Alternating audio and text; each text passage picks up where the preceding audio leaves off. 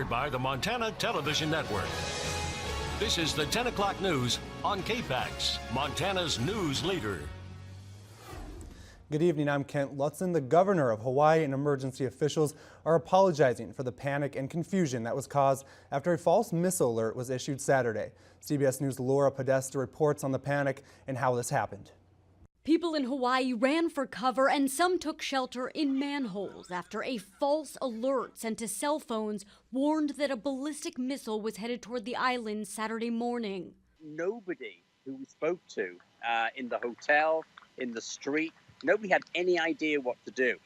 People were just in shock. Jim Jaggers, a meteorologist from the CBS station in Memphis, was on vacation in Kauai and huddled with his family in a closet. We were trying to figure out the best thing to do and just using tornado safety rules. I know you go down into a place where there's no window, a small room, and bunker down. Emergency officials tweeted that the missile threat was a false alarm, but it took 38 minutes for a second emergency alert giving the all clear to go to cell phones. Hawaii's governor explained how the mistake happened. It was a procedure that occurs at the change of shift where they go through to make sure that the system is working and an employee pushed the wrong button. Officials apologized during an afternoon news conference. This is my team. We made a mistake. We're going to take processes and study this so that this doesn't happen again. This incident comes as tension remains high between the U.S. and North Korea. North Korean President Kim Jong-un claims to have ballistic missiles capable of reaching Hawaii and the continental U.S. Laura Podesta, CBS News, New York. Now, MTN's Lauren Heiser reached out to Montana residents either living in Hawaii or currently vacationing there. Lauren joins us now live in the studio with more. Lauren. Thanks, Kent. I spoke with a couple Montanans about their experiences this morning on the islands.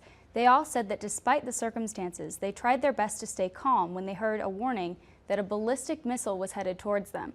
The alert was out for about 38 minutes before it was canceled, leaving many people confused, especially tourists with no homes to retreat to.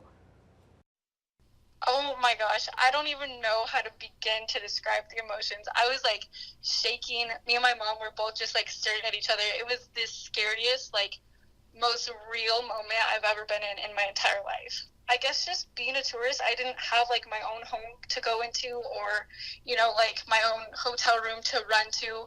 We were just like staying in my brother's house in a car, better yet. So we didn't really know like what to do or where to go. Here on Kauai, we have these sirens that go off on the first Monday of every month. And they're really loud and they're for like tsunamis and hurricanes. And so those weren't going off, which I think if those had been, it would have been like very frantic and hectic, but it was kind of weird. In the end, they both agreed that the incident has got them thinking about what they would do if they ever had to face a real attack. Kent, now back to you. Thanks, Lauren. We also spoke with Hawaii residents who, after the fact, were reevaluating their plans during an emergency. Sean Lee and Debbie Choi Lee said many homes in Hawaii don't have basements, so finding shelter was difficult. Basically, it was confusion because the alert says seek shelter, and then so we're like, okay, seek shelter. Okay, wait, we don't have any shelter. And I think that's the takeaway of the entire day today is that whether you're in Hawaii or you're in Montana, you know, you need to be ready to face an emergency at a moment's notice. Sean said despite the confusion, it's all good in paradise, and he was going to enjoy the 78-degree and sunny weather and relax. Speaking of the warm weather, it may not have been 78 degrees here in Montana, but it was a pretty mild day. For the latest with weather, let's go to meteorologist Russ Thomas with his first forecast. Russ.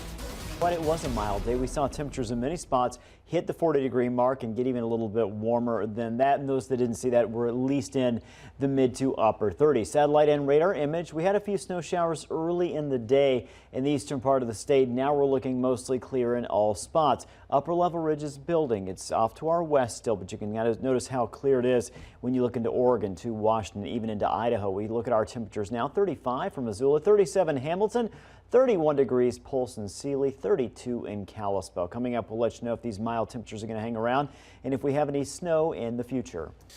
Thanks, Russ. Leading a pack of dogs in the snow is no easy task, especially for being 10 years old. MTN's Donna Lakatua went to the 11th annual Darby dog sled race and has this story. You could hear the whimpering all the way from Lost Trail as dozens of excited dogs were getting ready to race in the snow. Crews of dog sled racers and racing enthusiasts gathered at Gibson Trail Saturday as it opened this weekend for the 11th annual Darby dog sled race. Mushers and their dogs from all around gathered to run in the races. You could bring your own dog and race in ski jort, and more organized teams raced in 8, 6, and 4 dog racing. The trail they race on is maintained and manned by volunteers. Sled race founder Nikki Arndt says that when she moved to Montana, she was disappointed in the lack of short-distance dog sled racing. When I moved to Montana, there was not hardly any sprint racing, and that's one of the reasons we started this race. There also weren't too many races for beginners. So we wanted a race that was family-friendly, beginner-friendly, had shorter distance races, as well as had some of the bigger, like we have an 8-dog 24-mile race as well.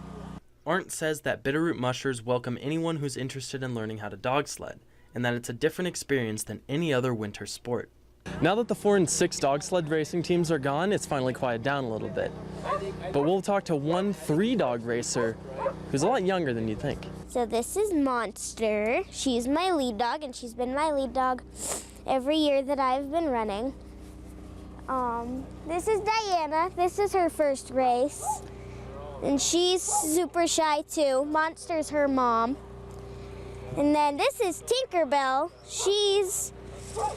I really don't know how many races she's gotten, but this is the first year I've raced her. Well, I look forward to just being able to go a little faster every year and maybe a little more competitive, because most of my dogs are really shy. No? I think this is my 4th year racing.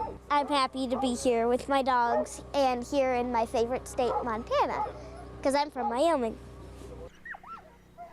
Casey has the makings of a great musher about her, and she's one of many well-traveled crews that breed and train their own dogs year-round for these events.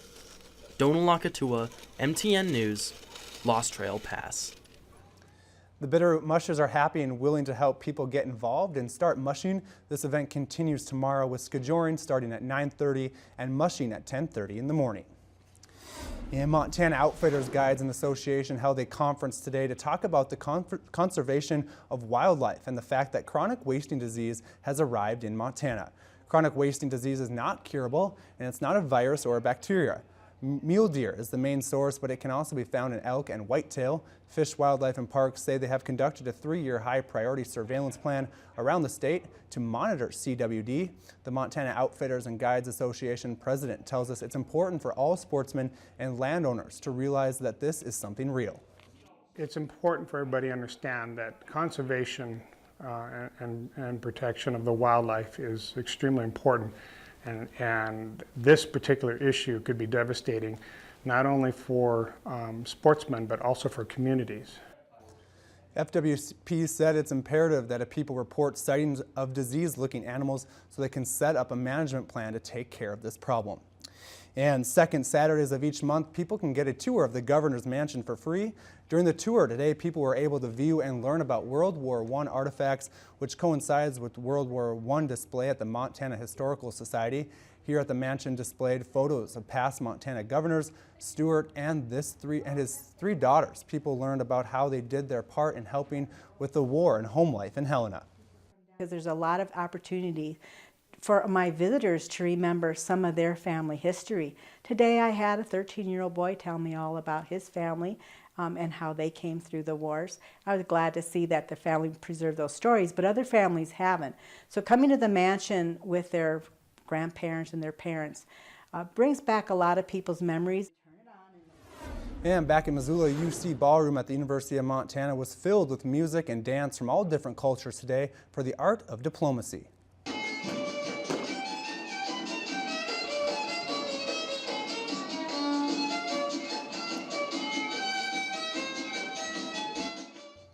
All day there were discussions, presentations, and performances by people and groups from all around the world. This event has been happening for 3 years now, and it aims to show how great leaders are using their art to make the world a better place. artists are diplomats too. We're building bridges across countries, across cultures, and across beliefs, and sharing about how art can not only help us to come together, but help us understand each other better. And coming up after the break, meteorologist Russ Thomas will be back with the latest on our weekend weather. Plus, check out the newest member of a zoo in France. All this after the break.